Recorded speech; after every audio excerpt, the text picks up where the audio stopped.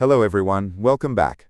Today we're tackling Leetcode problem 1292, maximum side length of a square with sum less than or equal to threshold. This is a medium difficulty problem that's fantastic for practicing 2D grid operations and optimization techniques. If you've ever struggled with submatrices or prefix sums, this is the perfect problem to master them. Let's get started. First, let's understand what we're being asked to do. We are given a grid of numbers, let's call it mat, which has m rows and n columns. We are also given a target number called threshold. Our goal is to find the size of the largest possible square inside this grid, such that if you add up all the numbers inside that square, the total is less than or equal to the threshold. If no such square exists, we return 0. The important thing to note here is the constraints. The grid dimensions can go up to 300, and all the numbers inside are non-negative. Let's walk through a quick example to visualize this. Imagine we have the matrix shown on the slide, and our threshold is 4. We want to find the biggest square whose sum is at most 4. If we look at the top left corner, we can form a 2x2 square with the numbers 1, 1, 1 and 0. The sum of these four numbers is 3. Since 3 is less than or equal to our threshold of 4, a side length of 2 is valid. We would then check if there's a 3x3 square that works. We keep checking to find the maximum possible side length. Before we dive into the solution, there is one crucial concept we need: two-dimensional prefix sums. Without this, calculating the sum of a square takes too long, and our code will be too slow. The idea is to pre-calculate a new matrix P, where the value at any position ij represents the sum of everything from the top left corner up to that point. Once we have this, we can calculate the sum of any rectangular region in constant time, basically instantly, using the inclusion-exclusion formula shown here. We take the large area, subtract the top strip and the left strip, and then add back the top left corner, because we subtracted it twice. This lets us check square sums very efficiently. Just a quick heads up. We'll be walking through the logic using Python code, as it's very readable. But don't worry if you use Java, C++, or JavaScript. I have full solutions for those languages ready for you at the end of the video, so stick around. Now for the first approach. The editorial suggests using binary search. Why? Well, notice a property here. If we can find a valid square of size, say, 3, then we can definitely find a valid square of size 2 or 1, simply by picking a smaller corner of the valid large square. This monotonicity means we can binary search for the answer. We guess a side length, let's call it mid. Then we scan the grid to see if any square of size mid has a sum less than or equal to the threshold. If yes, we try a bigger size. If no, we try a smaller size. This is much faster than checking every single possibility. Before we get into the code, let's talk about the real reason people fail at Leetcode. It's not because they can't reverse a linked list, it's because they break their daily streak. I built my daily to-do specifically to solve this. You can set Solve Daily Leetcode as a routine task. This means it reminds you to complete your routine tasks every day.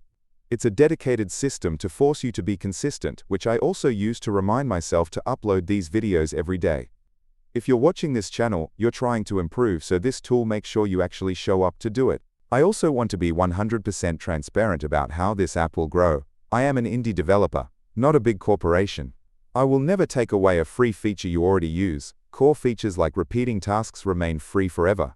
However, as I add new server-heavy features, they will be part of the premium plan to help cover the costs of running the app. Also, the price of premium will go up every time I ship a major new feature. So the best time to get involved is right now while it's early.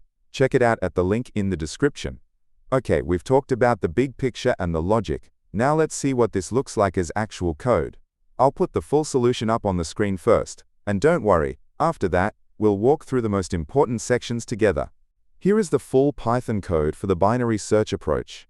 It might look a bit long, but it breaks down into two main parts: building the prefix sum array, and then running the binary search logic. We'll examine these pieces individually next. First, we initialize our prefix sum grid, which we call P.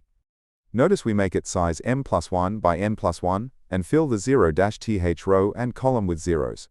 This helps us avoid checking if an index is out of bounds later. It's a common trick called padding. Inside the loops, we apply the inclusion-exclusion formula. We take the sum from the top, add the sum from the left, subtract the overlapping top left part, and finally add the value from our original matrix. Now P at ij holds the sum of the rectangle from the origin to that point.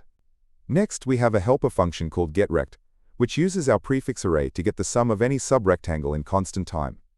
Then comes the binary search. We set our range from 1 to the smallest dimension of the matrix. We calculate mid, which represents a candidate's side length. The any function checks every possible top left position to see if a square of size mid fits the threshold. If we find even one such square, we record mid as a possible answer and try to find a larger one by increasing our lower bound. If not, we decrease the upper bound. Now let's look at the second approach, which the editorial calls enumeration plus optimization. This is a bit smarter.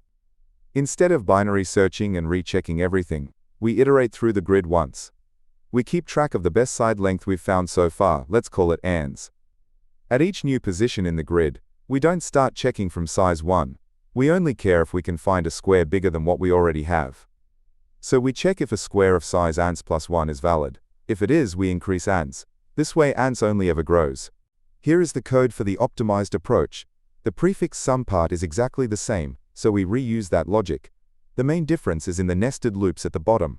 Instead of a binary search loop, we iterate through every cell ij and try to expand our current best square size. Let's zoom in on the loops. We iterate through every I and j, treating them as the top left corner of a potential square. The innermost loop is the magic part. It starts checking side lengths from ans plus 1. We check, is it within bounds? Is the sum small enough? If yes, we increment ans. Then, because of the loop, we immediately check the next size up at the same position. If the check fails, we break immediately. We break because since all numbers are non-negative, if a square of size c is too heavy, a square of size c plus 1 will definitely be too heavy. This keeps the logic incredibly fast. So, how efficient are these solutions? The binary search approach takes m times n, multiplied by the log of the minimum dimension.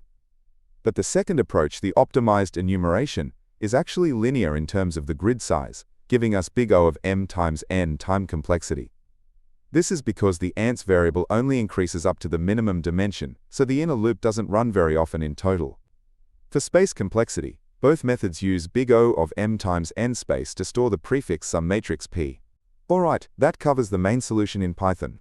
As promised, for those of you who code in other languages, I'm about to show the full solutions for Java, C++, and JavaScript. I won't be breaking these down step by step, but the logic is identical to the optimized approach we just discussed. Just pause the video on your language of choice to check it out. Alright, as promised, here is the full solution in Java. You can pause the video here to take a closer look at the implementation. Notice how the prefix sum array handles the bounds checks cleanly. Next up, here is the C++ version of the solution. Again, feel free to pause and review the code. The logic mirrors the Python version almost exactly. And finally, here is the solution in JavaScript. Hopefully, seeing it in a few different languages helps solidify the concepts. So let's wrap it up. We learned that 2D prefix sums are a superpower for grid problems, giving us instant sum calculations. We also saw two ways to solve this, using binary search on the answer, or a smart linear scan where we only try to improve our current best result. Both rely on the fact that if a big square works, smaller ones do too, and if a small one fails, bigger ones will fail. Also, if you're looking for even more Leetcode problems beyond the daily challenge, I've started a second channel called Leetcode Unlocked. It's where I'll be posting solutions to a ton of other problems, so if you're serious about your interview prep, be sure to check it out. The link is in the description below. Hope this Leetcode solution breakdown made sense. If it helped, give that like button a click, maybe subscribe for more, or drop a comment if you have questions. Make sure to turn on the notification bell so you know straight away when I upload a video, because I upload videos daily. If you want to support the channel, a few people have asked how I plan my solutions. I'm a big fan of sketching out the logic and data structures on a tablet before I code. It really helps. I've put affiliate links in the description to the tablet I use and a few other good options. Using those links doesn't cost you anything extra but really helps me out. Or, if you're feeling generous, there's always the Boba Fund. Keep coding and I'll catch you in the next one.